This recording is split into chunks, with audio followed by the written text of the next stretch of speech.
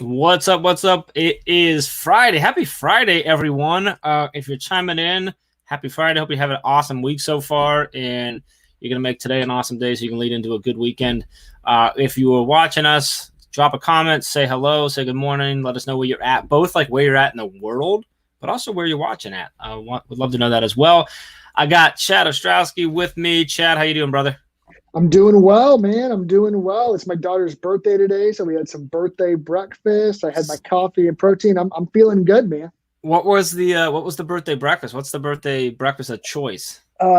Crepes was her choice. My wife's an amazing cook, so she made some like fancy crepes with some fruit and stuff like that. Whipped cream. Yeah. Oh, nice. I didn't get to eat any of those things, but to say you can't eat any of that. Everyone else enjoyed them thoroughly. Well, that's good. That's good to know. Nice that someone else enjoyed it. That's always a good thing. So, we want to come live today because yesterday we went live and we talked about it. I talked about it again last night at Mastery Chat. I'll recap that we released a new free course yesterday morning over at teachbetteracademy.com, and the course is led by you and is all about student progress monitoring. In fact, it's called Student Progress Monitoring.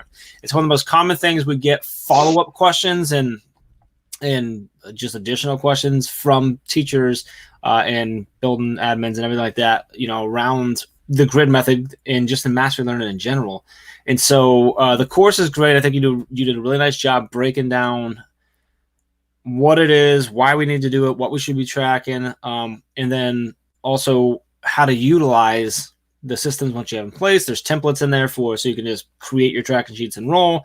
And there's some pitfalls, stuff like that you also mentioned through there. So I thought today would be good to go live and have you I essentially want you to teach us the first lesson or two or whatever of the course is what I'm looking for here.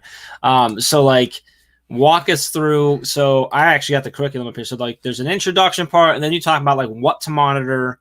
And through the introduction, you talk about why to monitor. So I'd love to have you kind of walk us through maybe the basics of this is what monitoring is. This is why you should be strongly considering it, if not already doing it. And then here's the basics of what you should be trying to monitor in your classroom. Can you do that? Can you walk us through that? I want to say hi to Nikki real quick because I see Nikki in there commenting. Good morning. Good to see you. I'm actually going to see if I can change and make you bigger. Can I make you bigger? Nope, it doesn't do that. I mean, I've been trying to lose weight for quite some time, so I don't know if I want you to make me any bigger. No, well, it makes me bigger, but no one wants that. We want more Chad. We want whatever StreamYard.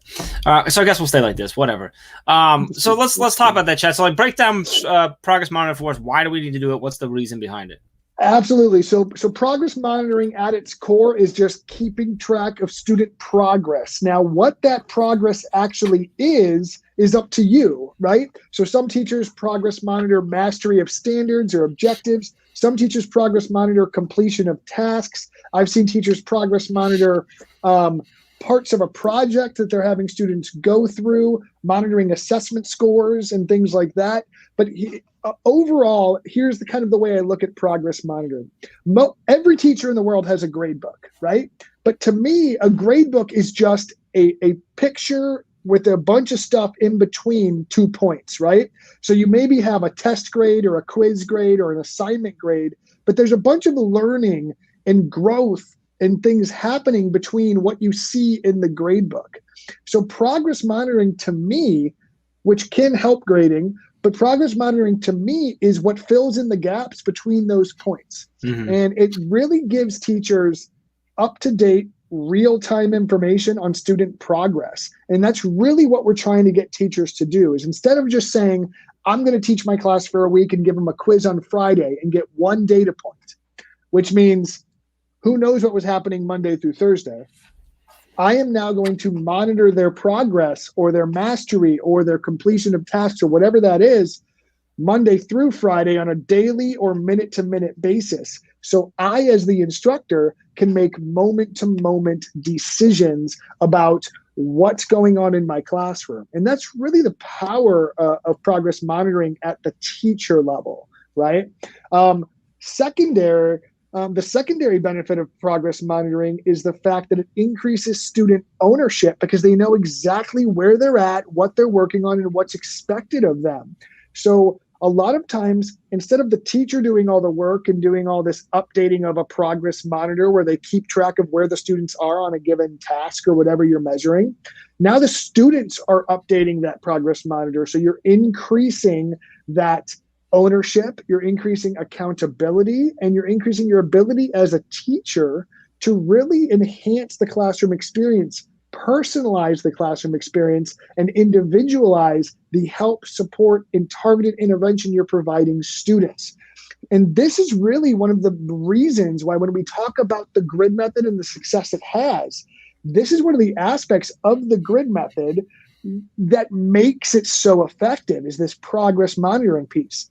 The best part is progress monitoring works whether you're using the grid method or not. Mm-hmm. So whether you're using the grid method or you've never heard of the grid method and you don't know who I am right now, you can still use progress monitoring. And we've actually had teachers take a progress monitor from that and use it the next day in their classroom during their normal instruction. And it changes their lives because now they know exactly where their students are, what they're working on, and how they're doing.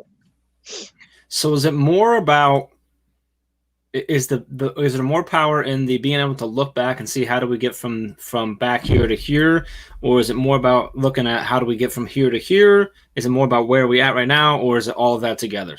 It's all of that together, I would say. So it depends on how you're utilizing it. For example, if I'm communicating with stakeholders, I want to look at my progress monitoring. If I'm talking to a parent, I can look at my progress monitoring and look at it from going, look, this is the big picture of how your student's doing and what they do day to day in my class. So I'm going to look at like the overall picture. Mm-hmm. But if I'm a teacher and I want to know what do I need to do tomorrow to make sure my class and my students are prepared to learn, I'm looking at that more nitty gritty and going, I need to pull a small group here. I need to pull an intervention group here. I need to do a mini lesson on this because this is exactly where students are and what they need.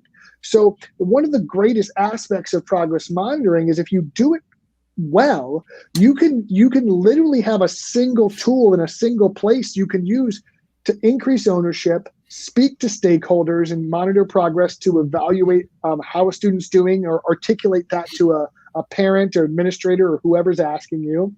But you can also, and more importantly, as the educator, pull that data on a minute-to-minute, hour-by-hour, day-to-day basis and make instructional decisions, which is the most important part about progress monitoring, using the data as the teacher, right? We talk about that a lot, with assessments and the data you gather from that. Like we need to be utilizing that to figure out those adjustments that you talk about on the fly, right? And the progress monitor allows us to do that. I think one really nice thing I think that it does is it makes it harder for students to hide in a classroom because 100%. you know if you're monitoring properly and if you're actually assessing where they're at, right? Because now I can't just kind of sit back like I did in school, which is just kind of hang back, make sure I did what I needed to do, so you didn't call on me and you didn't. I didn't get in trouble, but now you know exactly where I'm at. So you know whether I need attention or not, or whether I need, additional tools because I'm progressing ahead. And I love you mentioned talking with stakeholders and parents and stuff is that when they ask, why does my son, why does my daughter, whatever, have this grade? You can say, because this is the path we're taking. This is where we try to get for right now. And this is where they're at, right? It's just, it shows that path for them as well. So you mentioned the idea of students owning that and actually updating the progress monitoring sheet themselves. They don't need to be the ones that do that. You can do it on your own. We always advocate for the students to have that because of the ownership. We advocate for public. It doesn't need to be. Can you kind of walk through some of the different ways, specifically that's in the course of the, I think there's three different templates? There's a couple different templates you offer. Can you kind of break down like what those are and sort of how they look, the differences between them in a classroom? Sure. So there are three templates offered in the course, and this is by no means the entire possibility of progress monitoring, but there are three basic levels of progress monitoring. And so the first level is literally a printable sheet. It's a PDF. You can put it on a clipboard and use it the next day to progress monitor whatever you need. That's probably like the most basic form. It's private. You as the teacher are updating it on a daily basis. So that's a very teacher use, teacher focused way to progress monitor. It's still really useful because you know where your students are. You're still progress monitoring. You're getting that real time up to date, but the students may not necessarily see it on a day-to-day basis or ever interact with it if you're doing it that way. The other thing that we shared is a Google slide where students can manipulate and kind of click and drag their name or their number, however you're doing that, from one box to the next. This is created. It was actually created for the grid method, but it works just as well for anything else. But they can easily kind of take that and click and drag and manipulate if you have a smart board or on their own computer where they're at. But it kind of stops there, right? So that could be teacher or student control, depending on who's clicking the mouse, so to speak. Now, we also have a Google Sheet that is enhanced, and we talk about ways to enhance student progress monitoring, and we go through all of these different options and choices and the benefits of each in the course. But this last part is probably the most integrated way to student monitor, which is a Google Sheet that you can share with every student in your classroom, and it's integrated with triage or help functions. And it gives you the ability to share it with students, and then they can let you know if they have a question, if they need checked off, if they're ready to move on, if they're done, or they're working on an assignment. So now you're getting real-time up-to-date data because the students are updating it minute to minute as they do things. They're letting you know if they have questions, and almost anonymously, but it's pretty passive. They don't have to like come up to you. They can just click on the idea, and you have your whole classroom's data right there digitally in your hand. So one of the things we talk about in the course is the multiple options you have for progress monitoring. You can do it physically or digitally. You can do it private or you can do it publicly. You can control it or the students can control it. You have all of these choices, and we take you through every single one of those choices and give you options, templates, and resources to execute those choices however you see fit for your classroom. So let's talk about the what's actually in there. So what actually goes in my progress monitoring sheet? Like what am I actually monitoring? What are all the little pieces? Like I'm picturing the spreadsheet with, okay, great, they can mark what color they need and based on triage, but what are the things that are in there? What should I be putting into it? So the good news is it's kind of up to the teacher on what their progress monitoring. Obviously, if you're a teacher and you're using the grid method, you're monitoring where they are in the grid. So you're essentially monitoring as they complete learning objectives or learning opportunities and assignments with the aligned assessment. You're then marking that in your progress monitor. So people who are already using the grid method are very familiar with that. However, if I'm not using the grid method, I can also use it. Let's say my students are writing a paper and they have a week to do it. So instead of just going, you have a week to work on your paper, I can break that paper up into completing your research, drafting your outline, writing your introduction or your thesis. Now I'm progress monitoring your work throughout the paper. So if I'm an ELA teacher, this is just an example. If I'm an ELA teacher, I can look at that progress monitor and go, I need to meet with these students because they're falling behind and still on their research, when most students are now working on their introduction or their thesis statement or something like that. Or I see a lot of students are getting stuck on their outline. So I'm going to do a mini lesson on my outline work, right? So you can break down tasks. You can focus on assessments or standards. So you can also track all of your standards or objectives at the top and have students go, have you mastered these standards yet? You can even enhance that with adding things like color coding or percentages, like you've mastered this standard at this percent at this point. Or you haven't attempted these standards, but you've attempted these standards, things like that. So the possibilities of what you're progress monitoring are truly limitless. I suggest in the course that the closer progress monitoring is to measuring mastery, the more effective it will be for you as an educator. However, if you want to monitor the progress on a project, you can too. So it's really up to the educator, and progress monitoring at its core will always benefit instruction because you know more about your students. Sure. But the closer that progress monitoring is to measuring for mastery, the more useful it becomes for the teacher, because now they can strategically target that competency, that mastery, and that growth of their students. So talk to us for a minute about the benefits of progress monitoring, and I'm specifically thinking ones that's public, either on a board somewhere, on a screen somewhere in the room, or digitally public as well, or available to these folks. But the power that it has for your admin team, so your principal, your assistant principal, and or your intervention specialist and or teacher aides or coaches and things like that. What's the benefit of those things being available for them is one of the things that I love. I think I like the most. And we've had so many conversations with those people about that. So share us a little bit about that. Yeah, like stakeholder information is one of the biggest benefits of progress monitoring. So if you're tracking the progress of every student in your classroom and it's posted in your room, whether it's anonymous or has their names on it, that's up to you. But let's say it's posted in their room and your intervention specialist walks in and goes, "What are you working on today?" You can literally turn to the board, or they can just go look themselves and go, "This is where all my kids are. This is who's behind. This is who's ahead. This is what each of them is working on." So how are you differentiating is automatically answered for you if you're meeting the needs of those various students.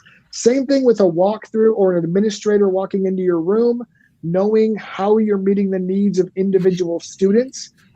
This really allows you to go, this is where everyone's at. This is what I'm doing to meet those needs. Done. It makes it a really, really easy conversation, and it informs everybody, including the learner themselves, as to where they are, what they're working on, and where they should be. So it's really a great tool for just analyzing student progress, articulating that student progress, and communicating with all stakeholders, whether that be a parent, an intervention specialist, a gifted specialist, or anyone else that would need to know where the students in that room are and what they're working on. Awesome. So the course is out now. It is 100% free. It's over at teachbetteracademy.com. You can get that right now. If you are already a member who, the $9 a month membership, it's already in your My Courses dashboard, so you can get onto it right now. I've seen a kind of a wave of new students and new signups on there, so it's been great to see. Excited for it. Chad, I think you did an awesome job on this. Like I said, this is something that we get so many questions for. I'm actually surprised we haven't put this one together earlier because it's so common. But if for no other reason, go take the course to grab those 3 templates so you have an option for it, because that's a big piece of like logistical work that's just done.